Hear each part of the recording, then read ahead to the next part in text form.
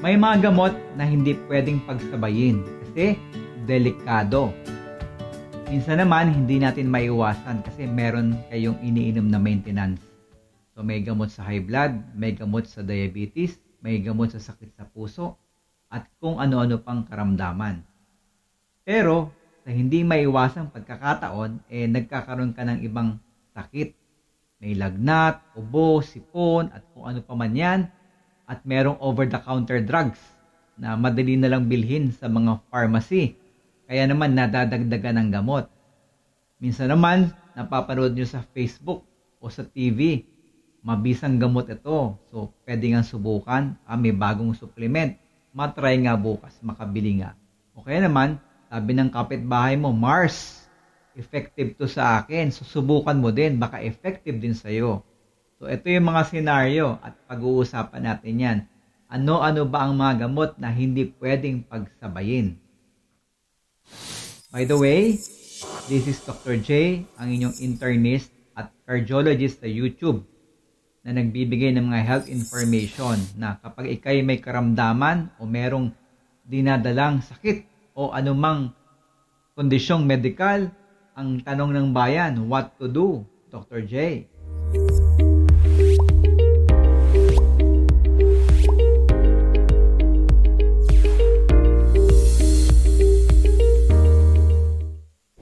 Tatlo ang pwedeng mangyari kapag may mga gamot tayo na ipinagsabay na inumin at pwedeng maka-apekto or hindi maganda ang kalalabasan.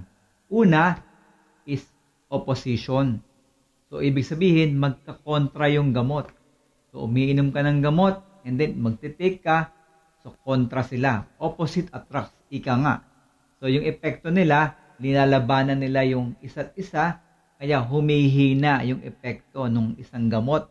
Kaya hindi rin maganda talaga na hindi dapat sila pagsabayin. Pangalawa is duplication. So baka naman may iniinom ka na gamot na itong epekto and then magtitake ka ng bagong gamot o supplement. So nadodoble yung effect. So sumusobra. Pag nagsobra yan, so maaring magkaroon na ng side effects sa iyo kasi 1 plus 1 equals 2, di ba? So, dapat isa lang dapat ang gamot mo. Hindi dapat ma-duplicate siya. Pangatlo is alteration. So, nababago yung forma ng gamot. May mga gamot kasi na pro-drug na kailangan nilang mag-absorb muna sa tiyan natin bago sila maging active drug. So, pag isinabay mo siya, pwedeng hindi ito maging active drug. So, walang epekto tuloy sa'yo. Wala siyang magiging epekto kasi meron kang isinabay na bawal sa gamot na yan. So, yan yung tatlo na pwedeng mangyari sa mga gamot na pinagsasabay-sabay natin. Kaya, ang topic natin ngayon, ano-ano ba yung mga gamot na hindi pwedeng pagsabayin? So, bibigyan ko kayo ng 5 senaryo na ang mga gamot na ito ay bawal ipagsabay sapagkat delikado. Number 1, kung ikaw ay may hypertension, so, high blood, mataas ang blood pressure. So, meron kang maintenance na ACE inhibitors tulad ng enalapril, captopril, osinopril, ano pang mga pril yan. And then, pwede ka rin umiinom ng ARB. So, yung ARB, ito yung mga sartan. So, at common ito. Maraming nagtitik ng mga sartan. So, sartan, irbisartan, valsartan, telmisartan. So, kapag ikaw ay umiinom ng mga ganong klaseng gamot, hindi dapat kayo umiinom ng NSAID na basta-basta. So, yung mga NSAID, ito yung mga pain reliever. So, pag nagkaroon ng rayuma o pananakit ng mga katawan, umiinom kayo ng NSAID. Over-the-counter kasi ang NSAID. May phenic acid, ibuprofen, at iba pang mga NSAID. So, kapag ganyan, pwedeng humina ang epekto ng gamot mo sa high blood. So, hihina yung effectiveness nung sa high blood, tataas ngayon yung blood pressure mo. Kaya may mga pasyente, Dok, biglang nag-shoot up ang aking blood pressure. Uminom lang ako ng ganitong klaseng gamot. So, watch out po kayo sa NSAID kapag umiinom kayo ng mga gamot sa hypertension. At hindi lang yan. Kung ikaw ay may high blood at tumataas na rin ang iyong creatinine, at uminom ka ng NSAID, pwedeng mag-shoot up din, hindi lang BP, pati ang creatinine mo. So, pwedeng mauwi ito sa kidney failure. So, hindi naman lahat o palaging ganon, pero dapat may pag-iingat. Kaya dapat itanong ninyo sa doktor ninyo kung safe ba ang pag-inom ng ganitong klaseng gamot kung kayo ay may maintenance. Pangalawa is yung antacid. Ito yung pag sinisikmura ka, di ba? Umiinom ka ng tableta na para mawala yung acidity mo. Umiinom ka minsan ng sachet na nihigop, iniinom siya. Syrup para mawala yung pananakit ng sikmura. Pero pag isinabay nyo ito sa antibiotic, yung effect ng antibiotic ay mababawasan. So, imbis na gagaling ka agad ang infeksyon mo, hindi agad tataas yung level ng antibiotic sa inyong dugo. So, hindi agad mako-cover yung inyong infeksyon. Pwedeng tumagal yung infeksyon. At kung ikaw rin yung umiinom ng mga blood thinner, pwede rin maka-apekto. So, hindi siya matutunaw, hindi siya ma-absorb ng inyong tiyan kapag ikaw ay uminom ng antacid. Kaya watch out. Kung kailangan nyo uminom ng antacid, dapat magkalayo sila ng oras. Kung iinom ka ng antacid ngayon, dapat after 2 hours pa bago ka uminom ng mga ibang gamot. So, merong pagitan.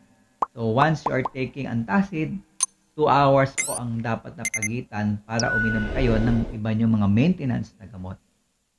Next is yung mga pag-inom ng cough and cold preparations.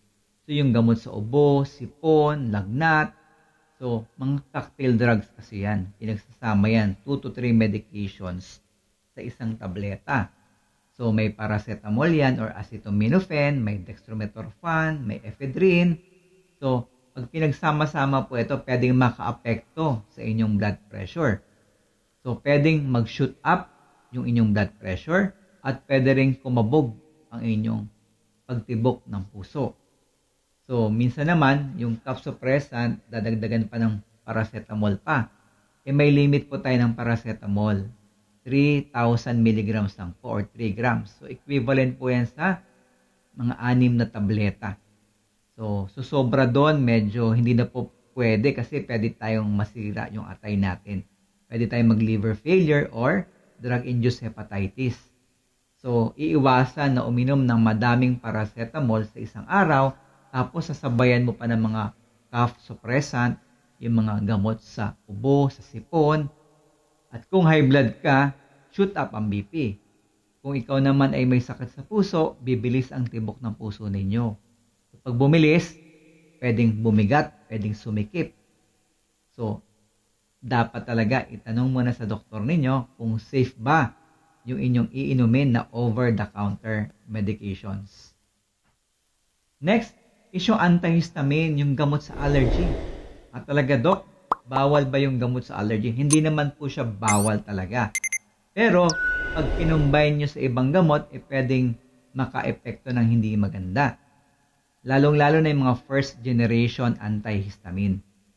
So, ito ay may mga pampaantok na epekto. Kaya, kapag isinabay mo to sa ibang gamot, tulad ng mga gamot sa hilo, tapos yung mga gamot na muscle relaxant, o yung mga gamot na pampatulog o nakakaantok, talagang groggy ka. So, baka makatulog ka kung ano man yung ginagawa mo. Kung ikaw ay magmamaneho, o kung ikaw ay nagtatrabaho at may mga makina kang ino-operate, pwede kang maaksidente kasi aantukin ka. O kaya naman, pagbangon mo na madaling araw, pwede kang madulas at pwede kang magkaroon ng fracture. So, iiwasan ang mga antihistamine, i-combine ninyo sa ibang klaseng gamot na pwedeng kayong antukin. And, lalong-lalo ng alak. So, antihistamine plus alak, hindi po magandang kombinasyon. At ang last, at ang panglima, ay kung umiinom kayo ng mga anticoagulant. Yung mga pampalabnaw ng dugo. So, sino sa inyo umiinom ng warfarin? So, pag may mga rheumatic disease, rheumatic heart, mga irregular heartbeat, naka-warfarin yan. Kapag may mga prosthetic valve, mga mechanical valves, naka-warfarin yan. And then, yung mga bago ngayon na mga DOACs na tinatawag or NOACs. So, may mga anticoagulant tayo na pampalabnaw ng dugo. O mga blood thinner na rin, isasama na rin natin. So, iiwasan ninyo, i-combine sila sa NSAIDs. Yung NSAIDs, ito naman yung manggamot sa rayuma. So pag pinagsabay mo yung anticoagulant plus gamot sa rayuma, hindi po magandang kombinasyon. Pwedeng lumabnaw ang inyong dugo at pwede siyang pagmulan ng bleeding. So, pwede kayong magkaroon ng pasa ng malalaki sa katawan. Pwede rin magdugo ang inyong sikmura. Pwede rin magdugo yung sa mata ninyo. Magkakaroon kayo ng parang sore eyes. At kung mataas ang blood pressure ninyo, pwede rin magdugo sa brain. So, marami pong pwedeng maging source ng bleeding kapag kinumbay ninyo ang mga anticoagulant plus yung mga antiplatelet or NSAIDs. Kaya, iwasan siya. Again, go to your doctor and ask kung safe pa sa inyo mag-take ganitong klaseng medication. So, I hope may nakuha na naman kayo mga tips kay Dr. J. Kung meron kayong karamdaman o may dinadalang hindi maganda sa inyong katawan, ang tanong ng bayan, what to do, Dr. J?